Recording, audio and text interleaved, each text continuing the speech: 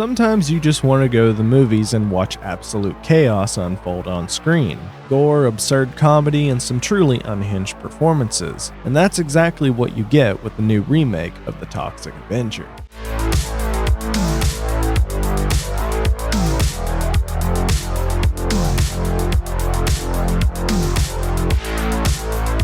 There you are. Only the good things in life, that's all that matters. That was just self-defense. You haven't killed anyone else, have you? See, when you say, self-defense, Only the good things,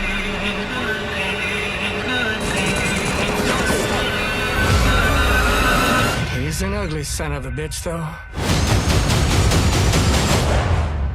that's all that matters to me.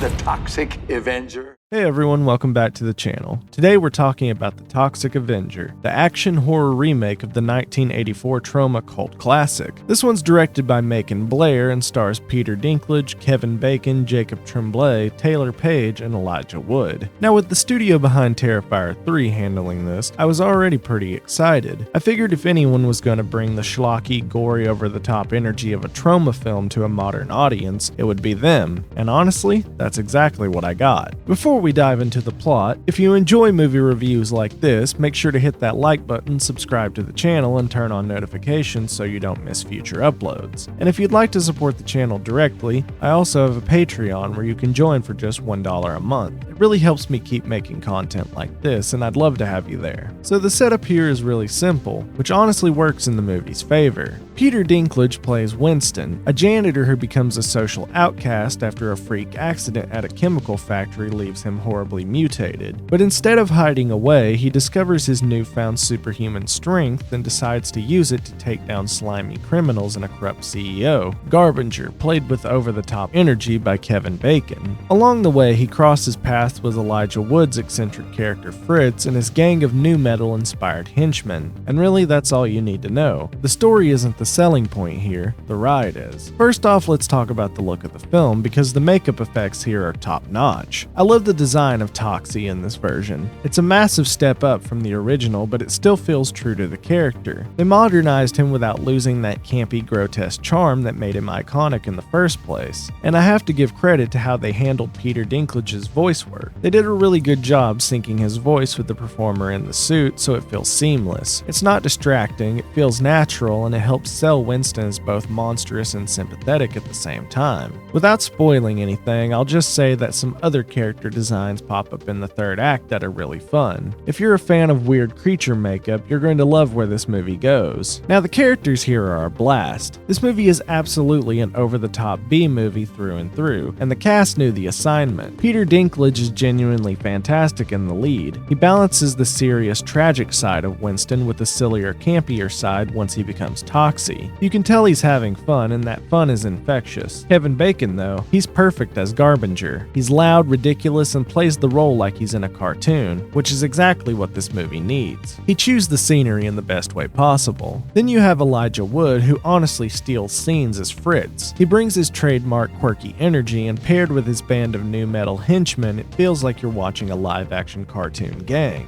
It's ridiculous, but in a way that totally works for this movie. Everybody here really leans into the tone, and that makes all the difference. Another big highlight for me was the comedy. Now, if you're familiar with old-school trauma movies, you know they leaned hard into shock value and politically incorrect humor. This remake doesn't go quite that far, but it still manages to be really funny. Most of the humor comes from the over-the-top scenarios and the insane levels of gore, and it works. I found myself laughing throughout. There's one unmasking scene in particular that had me literally say out loud, "What the fuck?" It came completely out of left field, but in the best way. On top of that, there are plenty of great one-liners sprinkled throughout that got genuine big laughs out of me. The balance between absurd gore and comedy is really what gives this movie its charm. And speaking of gore, yeah, we have to talk about it. This movie does not hold back. The kills are creative, bloody, and often completely ridiculous in the best way. They use a mix of CG and practical effects, and when the practical stuff is front and center, it's glorious. It reminded me of why I love seeing horror movies like this on the big screen. You just don't get this kind of wacky, over-the-top violence very often anymore. Now, don't expect it to get quite as extreme as a Terrifier Terrifier movie. It's not that mean-spirited or that brutally realistic, but you can definitely see the influence. It's still one of the goriest and most imaginative horror remakes we've had in a long while. Now, as much fun as I had with this, there is one downside: the CGI. A lot of it just doesn't look all that good. There are moments where you've got this really creative kill setup, and then the actual execution is clearly computer generated, and it just pulls you out of the moment. Luckily, the practical gore balances things out enough that it never ruins the movie, but it's definitely the weakest link in the presentation. So yeah, the Toxic Avenger really delivered what I wanted it to. Wild characters, ridiculous gore, plenty of laughs. This is an over-the-top B movie that knows exactly what it is and leans into it. It's not perfect, the CG is rough in spots, but the practical effects, the performances, and the sheer chaotic energy of the film more than make up for it. I'm giving the Toxic Avenger a 4 out of 5. If you're into crazy gore and campy humor, this is one you'll definitely want to check out. But what about you guys? Have you seen the Toxic Avenger yet? And if so, what did you think? Did the gore and comedy hit the spot for you, or was it a little too much? Let me know down in the comments. And if you enjoyed this review, don't forget to hit that like button, subscribe to the channel, and turn on notifications so you don't miss my upcoming reviews. And once again, if you'd like to support the channel directly, you can join my Patreon for just $1 a month. Every bit of support helps me keep making these videos for you. Thanks for watching, and I'll see you guys in the next one.